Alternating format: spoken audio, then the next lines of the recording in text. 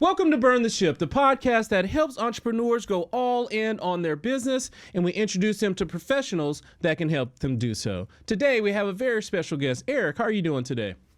I'm doing great, thank you. Yes. Please introduce yourself in the name of your business. Yeah, my name is Eric Blankenship, and I am the founder and CEO of Mindstone Marketing.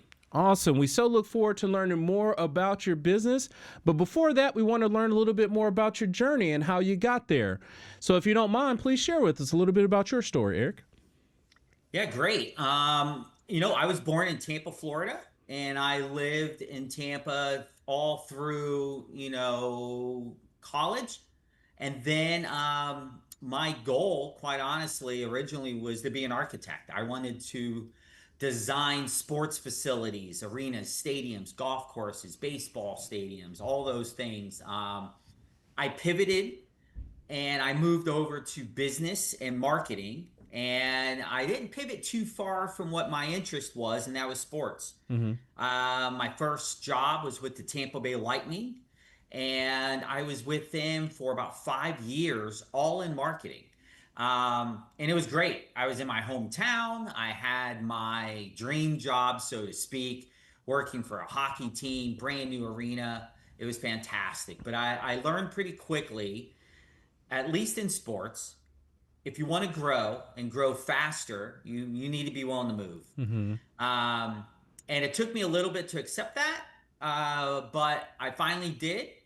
And once I made that decision to just be open to new opportunities, no matter where they might be, I saw my career really take off and take off pretty fast. So, to fast forward through this journey a little bit, I left Tampa after 5 years. I went to Philadelphia Mm-hmm. and I worked for a pretty big sports and entertainment company called Comcast Spectacor. They own the Flyers, the Sixers, about a half a dozen minor league teams, a couple of arenas. But they also had ticketing company, sponsorship company, food and beverage company, and a facility management company. So that arm of the company essentially took me. And for the next 8 years, I was promoted every year and a half, maybe 2 years. And I went from Philadelphia to Seattle to Portland, Oregon, and then back to Philadelphia, where I became the VP of marketing for the NBA Philadelphia 76ers, Okay, nice. um, which was great. Awesome. At the time, I was the youngest VP of marketing in the entire NBA. Fantastic experience. I was there for about 3 years. Great people, great organization. Um, However, my wife and I, she's from Portland, Oregon, we wanted to kind of move somewhere where it's a little bit more sunny, to be honest with you.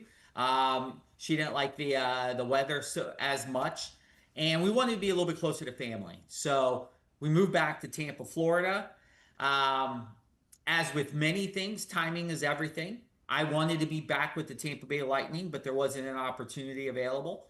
So I became the chief marketing officer for a performing arts center here in the Tampa Bay area. And I was there for about 3 years. And it was awesome. Once again, another great experience with great people, great organization. And then one day I got a call from the Tampa Bay Lightning saying, "Hey, do you want to be our VP of marketing?" And I was like, "Well, heck yes. This is what I've been waiting for." So I found a way to close my loop, so to speak, and come back to the Tampa Bay Lightning as their VP of marketing. I was very fortunate to be with the Lightning from around 2014 to almost 2020. And I was part of a transformative organization during that time. If anyone out there is following hockey or the NHL or at least the business of sports, the Lightning were a team that was in dire straits. But it's amazing what an awesome owner, great leadership, and a great team can kind of do to pull that thing together. And we transformed the Tampa Bay Lightning brand into what it is today. Um, and I did that for over 5 years. So, being in the sports and entertainment industry for over 20 years was awesome, fantastic. But there were at least two things that led me away from that. One was this, is that if I look back at my career in sports entertainment and marketing specifically, and again, I've been very fortunate to work for great organizations with awesome leadership and really, really good people. Um, But from a marketing standpoint, I really did all that I thought I could do. I launched new brands. I help build good brands and the great brands. I also help reestablish and rebuild brands that were falling apart a little bit into something more meaningful. So from a professional standpoint, I really thought I did a lot from a marketing standpoint, and I felt good about it. Um, One of the great things about the Tampa Bay Lightning is that there's awesome people there. One of the challenging things about the Tampa Bay Lightning is that no one leaves. So professionally, I was at a point where I don't know if I was going to grow much more. Hmm. And I didn't necessarily want to leave. My wife and I at that time had two young children, and we were in a good area. There's worse places to live than Tampa. But I didn't know if I was going to grow anymore. So that combined with the fact that, you know what, our kids were getting more active, they were doing more things. And sports entertainment is awesome, but it's 50, 60, 70 hours a week, nights, weekends, and holidays. And it's great. But there's a trade off. You're going to give up certain things from your personal life. And it got to the point with our kids that I don't want to miss as much as I was going to be missing. Hmm. So all of a sudden, those two reasons combined led me to, you know what? I'm gonna do something else. You know, um, and that was kind of the beginning of Mindstone Marketing. I had a little opportunity in between that, but Mindstone Marketing was really at the forefront of my thoughts on what I was gonna do, and that was basically, start my own marketing agency. Hmm. Yeah, well, I definitely appreciate you sharing that. I want to unpack a few things as we get ready to go into our next transition. So you said you stayed in Tampa the whole time, and you went to school. That was University of South Florida. Is that where you went to Yes, school? yes, yep.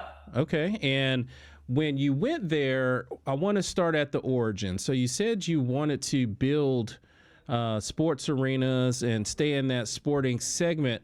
Was it where you played a lot of sports, or did your family participate in sports? What made you choose that original sports path? So originally, and this will sound a little crazy, I was a Lego kid growing up. I Mm-hmm. love building Legos ever since I was probably 3 years old, and Mm-hmm. that's all I ever did. So in my mind, I like building things. So what does that mean? That means architecture, right? Mm-hmm. Um, but I was always a sports fan growing up. I lived with three uncles who were all, no high level sports, but sports was always just a part of our household. My grandmother's 96 years old and still watches every Lightning game today. Mm-hmm. So sports was just always part of the fabric of my home. So initially what happened, so it's a little bit interesting. I went to school the first 3 years for architecture, and I wasn't the top student in the class. I was possibly the second, and without a doubt, top three. So I was doing very well in architecture. I had a lot of fun doing it. And again, my goal was to design sporting facilities. In my mind, I was like, you know what? This is going to marry the two things I enjoy most, building and sports. Mm-hmm. Seemed logical. However, and I don't know if this is flawed thinking or not, but when I'm 22, I got, or 21, and I have 3 years of architecture in. There was one thing that I considered, and that was this. I was always one of those kids growing up that tried new things all the time, whether it be sports or karate or whatever it might be. I was always doing something and something different, and I would always flip and just try new things. Mm-hmm. So I don't know if this is accurate, but as a 21-year-old, I'm thinking, well, let me get this straight. I'm gonna go to architecture school for 4, 5, 6 years. I'm gonna become an architect. So now I'm working a lot. Meanwhile, at the time, I didn't know sports was crazy hours, but I'm thinking, okay, I'm gonna work a lot. I'm not gonna make a tremendous amount of money at first, which was fine. Never my driving force at any point during my career has been money. But I basically thought, what if 10 years later, I have an architecture degree and I don't want to be an architect anymore? Well, now what? Mm-hmm. So my thinking was, you know what? I've always kind of enjoyed the idea of marketing. Now, I didn't call it marketing back then. I didn't call it consumer psychology or buyer behavior, but I like the idea of advertising and promotion and PR and all those things. So I told myself, you know what?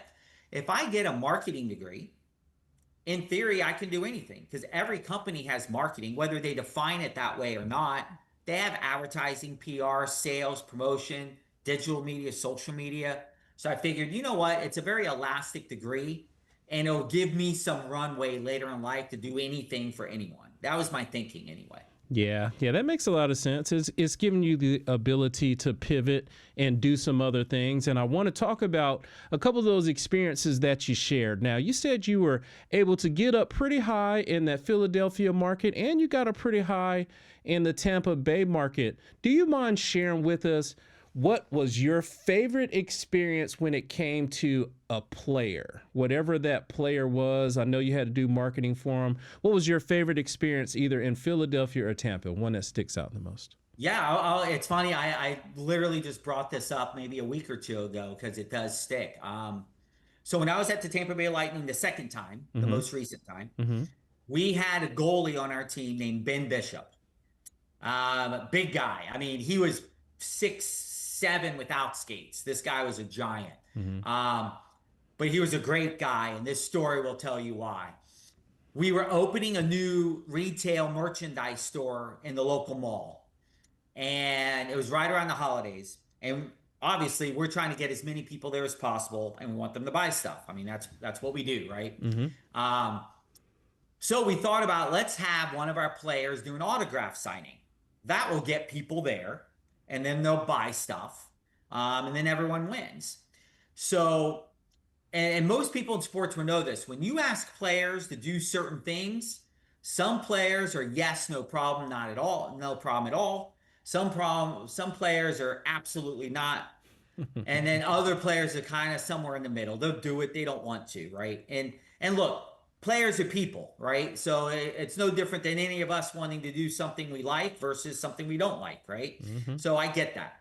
Well, Ben Bishop said yes, I'll do it, and he was one of our star players, and for him to say yes was a great get for us. Um, but also, he was a very thoughtful player. And he told us, I'll do it on one condition.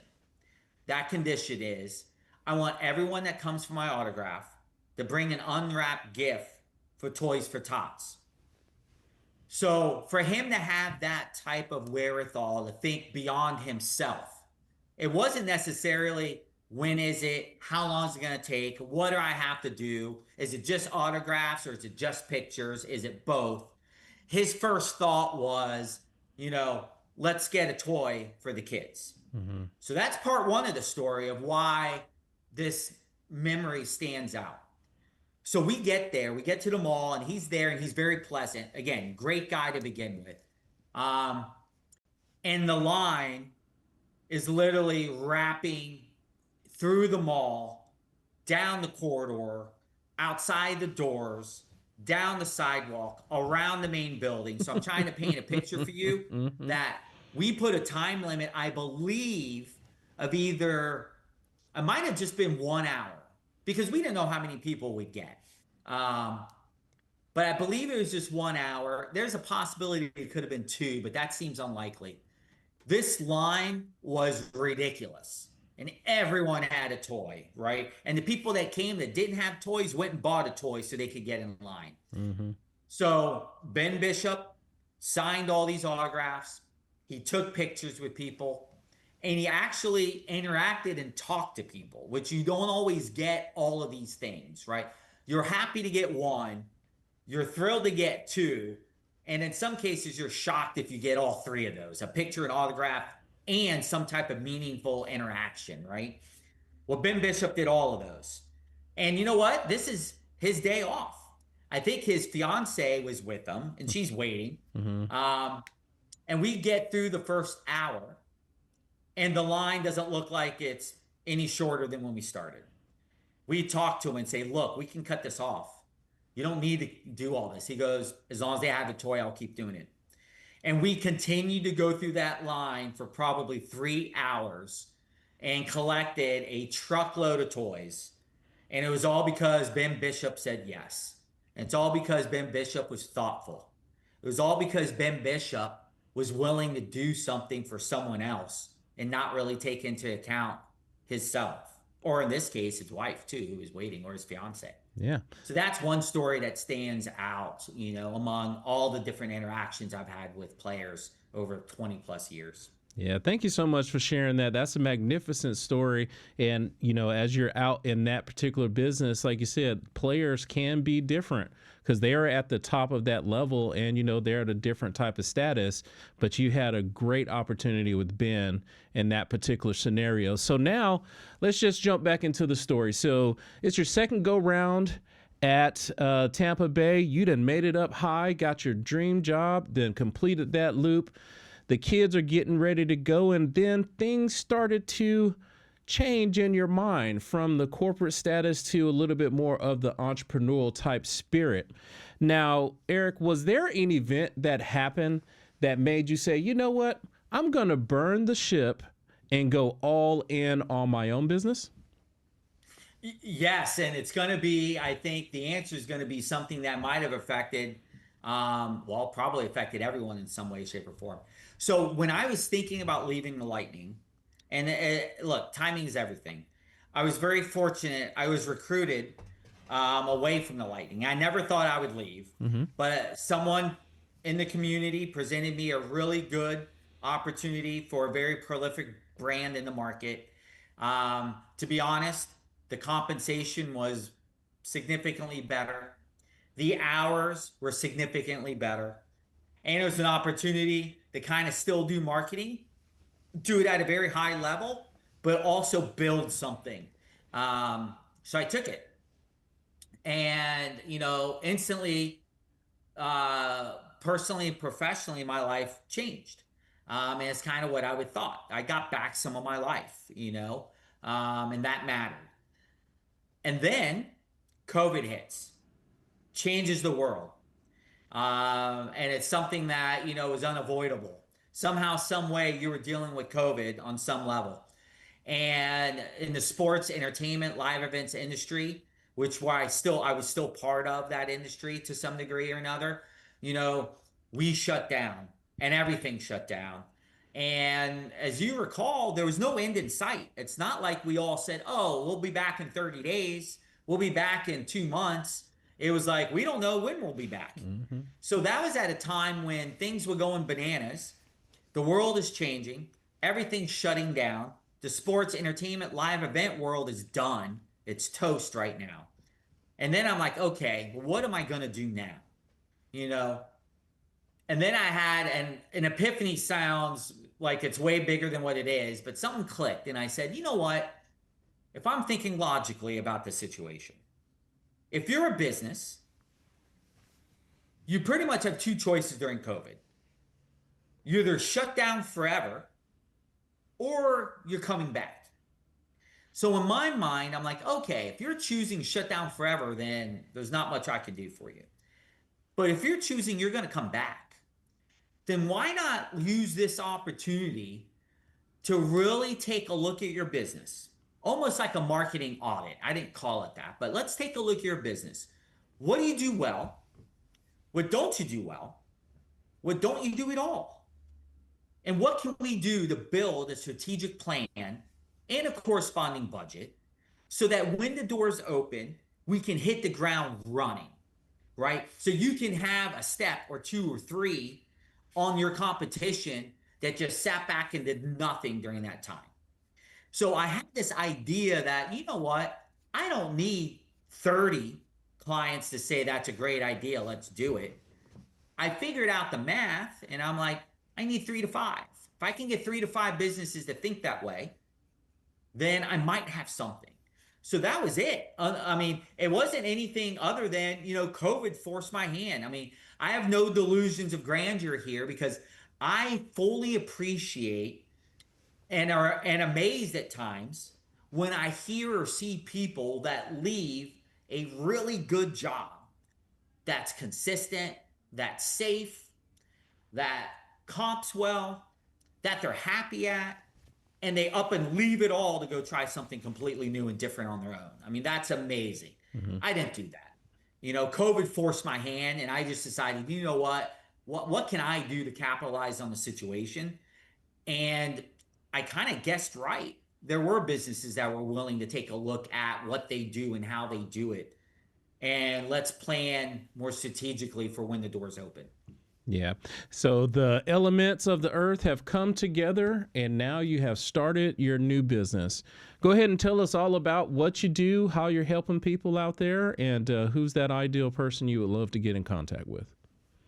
Yeah, so I'm a marketing guy, and again, I say this all the time, but I mean it all the time. I've been very fortunate. I've worked for some really good organizations with great leadership, really good team members. And I bring that up again only because I've learned a lot. And I've been very fortunate to learn from a lot of really good people above me, below me, beside me. So for me, what I try and lean on is just that. You know, everything I've learned, the good, the bad, and the ugly. I lean on my skills. And I'll touch upon this in a minute. I'll lean on my relationships, my successes. And what I do is I look for, generally speaking, small to medium sized company, entrepreneurial startups in many cases. And I try and look at it from, okay, many cases, and I'm not saying this is right or wrong, good or bad, but marketing isn't always everyone's number one focus when starting a business. And in many cases, it's not. And I understand that and appreciate that because the operational side of things really matters, right? You got to get this thing up and running. Um, so what I try and do is, okay, let me come in. And again, I don't call it a marketing audit, but let's take a look at your business. What do you do well? What don't you do well? What can we do differently? Let's build a plan and a budget. But many times, and I'm a marketing guy who has really hung his hat on the power of a brand. Because in sports, brand is paramount to everything else. I can tell you, I've worked for organizations where there's a balance between brand and revenue. Some organizations, it's all about the brand, revenue will follow. Some organizations are the opposite. It's all about revenue. We'll figure out the brand later. The best organizations are the ones that balance both. The Tampa Bay Lightning, throughout my 20 plus year career, is the best example of that. Look, at the end of the day, it's a for profit organization. Mm-hmm. We need to make money. Revenue is important. But outwardly, forward facing, everything we did and everything we do and everything they do today, it's about the brand. How to grow the brand, strengthen the brand, and protect the brand. So I take that experience and apply it to business. Okay, let's take a look at your brand and make sure it's in a really good spot. Because many times, some owners are so close to their own brand, their own product, their own organization, they don't see the forest through the trees sometimes, right? So it takes someone on the outside to kind of give them a little bit of new perspective. So we take a look at the brand. And what I don't necessarily discredit what the logo is or what the colors are or the word marks. All that stuff is important and it all matters, Mm-hmm. right? And there's, in many cases, those things can be tweaked and adjusted. And in some cases, they don't need to be touched at all. But the main piece is always who you are and what you do, more than likely isn't all that different than your competitors. And unless you have something that's so ridiculously special and unique, you more than likely have something, a product or a service, there are probably dozens or tens of hundreds of people do. So the most important thing isn't who you are and what you do. It's why do you matter? What makes you special? What makes you different? And really hone in on that and make it part of your story or your narrative. And then once you have that, to really make sure you're weaving that story and that narrative into every single thing you're doing somehow, some way. That is what we look at from a brand perspective. And when the brand is in a really good place, that we feel really good about what we're doing, then we look at, okay, what are the organizational goals that we need to somehow strategize to achieve or exceed? Mm-hmm. And we put together that strategic plan, we put together that corresponding budget. And then from my standpoint, this is where we figure out how I work further in this process. Whether it's me just consulting to make sure that, hey, these are the things we're going to do and get done. In some cases, I will do some of these things. In other cases, to be honest with you, I'll use some different relationships and contacts that I have with certain people that can do some of these things because they're better, they're quicker, they're cheaper. So it really just depends what the business is and what the budgets are. But we usually figure out how to make it all work. But that's kind of what I do right now is, again, help businesses grow, strengthen, and really protect what they're doing to move forward. Yes, thank you so much for sharing that. Now, when we take a look at what an engagement looks like with you, is that one of those things where you say, hey, look, we're trying to do a specific marketing thing based off of what your needs are. I need X amount of time to execute this?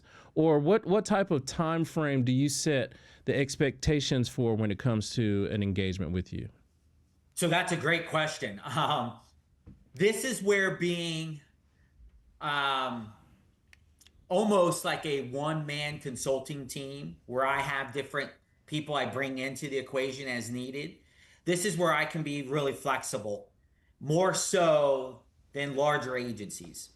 And the reason why I say that is simply this. No two organizations are alike. No two businesses are alike. You could have two businesses both selling lawnmowers, and they're both very different types of businesses. And I say that only because I really try and tailor my services for that business specifically. So in some cases, I'll give you a couple different examples. I will simply act as a consultant to where I help build out a plan. And hey, here are the action items that need to be done. Your team can go do it. And I can just kind of lean back a little bit and just kind of oversee the big picture strategy and make sure that's getting done, right? Mm-hmm. And then there's other cases, I'll give you an example without telling you specifically, but I had one client hire me, and I was a fractional CMO. I was 10 hours a week, mainly just doing big picture things. However, they introduced me as their CMO. They gave me an office. They gave me an email address. They had me come in for their, I think 2 meetings a week. And I venture to say 80% of the employees believed I was a full-time CMO. Mm-hmm. That was the perception that the owner wanted, and that was fine, and that worked out fine. Meanwhile, I'm only working 10 hours a week for the client. Now, with that being said, I've been very fortunate. I've never wanted to be, and I never have had to be, the type of person that's counting my minutes and my hours and billing precisely to what time I'm in and out. Mm-hmm. I've never had to do that, and I don't want to do that. And I'll tell you why. I came up in this industry with the idea that marketing is 24/7, 365. And what I mean by that is that marketing is happening all around you all the time. It always is. So when I have a client, and let's say I use hours as a framework for the comp, but let's say I'm going to give someone 15 hours a week, right? And I'm comping, my comp plan is based on what 15 hours might look like. I could burn through 15 hours in a day or two. So let's say Monday and Tuesday, I burn through 15 hours for that client. I don't want to be doing nothing for that client for 5 days. I don't want to disappear for 5 days and not answer emails or jump on a Zoom call or go on a lunch meeting if it's important, right? I don't want to be that person. Mm-hmm. So I don't count my time. I've relied on having good clients that are respectful of my time. If things get kind of crazy and out of whack, then maybe we readdress what the comp might look like or what the commitment might be. But I've been very fortunate to be somewhat fluid. And again, my goal is to do what's best for the client, and that works. Thank you so much for sharing that. I always like to paint a nice picture on the canvas of those guests who are watching, what it's going to be like to work with you. Now, I definitely appreciate you sharing about your journey, your business, how you're helping people out there. But I do want to see if you can share with us some of those best practices or business skills that you have acquired and nurtured over time that have helped you to be successful. Maybe some of the entrepreneurs that are watching today can add that to their mix. So do you mind sharing with us a couple of those skills? Yeah, and again, I'm a marketing guy, so I'm gonna bring this up again. Your brand matters. It really does. Your business brand matters. In many cases, your personal brand matters. It kind of depends. But my point to bring this up again is everything you do is a direct reflection of the brand, no matter how big or small it is, no matter how insignificant you might think it is. It all comes together and is part of your brand. What you do when no one's looking is part of your brand. So that matters. So brand is paramount. It really is. I know everyone wants to make money, but I've rarely seen a good brand not make money. I've seen plenty of bad brands lose money, Hmm. but I've rarely seen a good brand lose money. Um, so again, brand matters. The other thing, and this is more specific, and it's funny when I speak at high schools or colleges, I bring this up sometimes because I never want to sound like that guy that says, "Get off my lawn."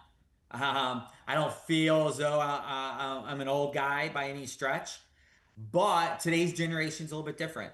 It's a digital generation, it's a social media generation, and that's fine. I mean, that's the way it is, right? That's not changing. I don't want to discount the value of real relationships.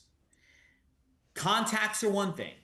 There's a reason why, when you look on certain social media apps, they call it contacts.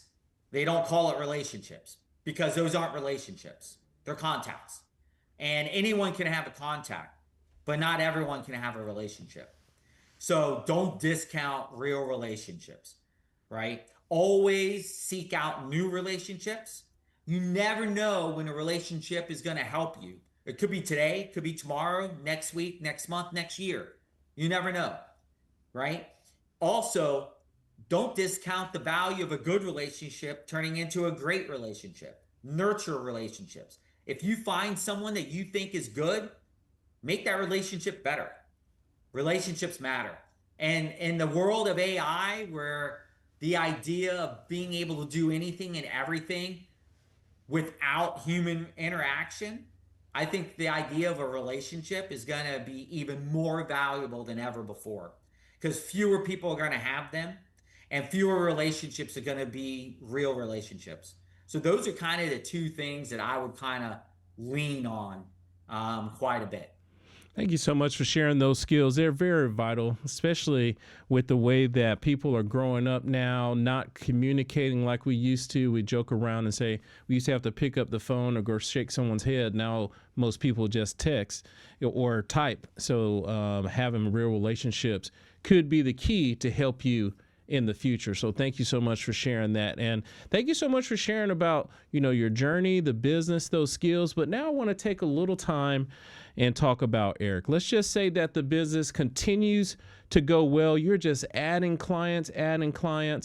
Time and money's not an issue at all. What is it that Eric would do with his time? Oh, wow. That's a good question. You know what? I don't know if this will be a good answer, but I think most people will agree as you get older, time is your most valuable resource. It's still your most valuable resource when you're younger. I just don't know if you see that or accept that to be the case as much, right? But as you get older, you realize, you know, life is short. Your time runs out every single day. So for me, I would still like to get back more time only because our kids are still on the younger side. They're still very active. We have one kid and is a freshman in high school, and our other one is in seventh grade. So they're still young. They're still active. They're just still doing things, and they still very much want my wife and I to be part of their lives, which is great. Yes. But I understand the day's going to come sooner than later where they're done. They're going to start their own lives. Right. I forgot what the number is, but it's some crazy number where 80% of the time you'll spend with your kids is over by 18. Right. I mean, that's crazy. So for me, I would still like to find ways to scale a little bit differently. Look, my business has been good, but by no stretch have I not had challenges and still have challenges. I need to find certain things that I can scale a little bit differently to buy back a little bit more of my time. Yeah, that's a great response. I definitely appreciate that because that is about the only resource that we can't get back. So we can Yeah. make money, lose money, get it back, but we cannot get that time back. So I definitely appreciate you sharing that. Now, Eric, if someone has questions about your journey, about the business, just want to have a general conversation with you, what's the best way for them to contact you? Yeah, so fortunately, I think I'm pretty easy to find. So I'll start with, Eric, ERIC at Mindstone Marketing is my email address. I have no problem giving out my phone. It's 813-777-7600. A very good, easy number to remember. I kept that from when I was with the 76ers, actually. Um, and then I'm easily found on social media. So LinkedIn, X, Facebook, even. I don't do as much on Facebook, but LinkedIn and X for sure. I'm easy to find. I've been on both for a very, very long time. So easiest way, and I'm open to any conversations. Awesome. Awesome. We appreciate you coming on the show and sharing with us today. And we always try to honor our guests by giving them the last word. So, Eric, please look into the camera and tell the people something good. Do your best to enjoy the process. Consistently stack small wins and celebrate those wins as much as you can. Yes. Thank you for those wild words. And thank you for coming on the show today. Thank you very much. I appreciate it. Absolutely. And to everyone that is watching, be kind and thanks.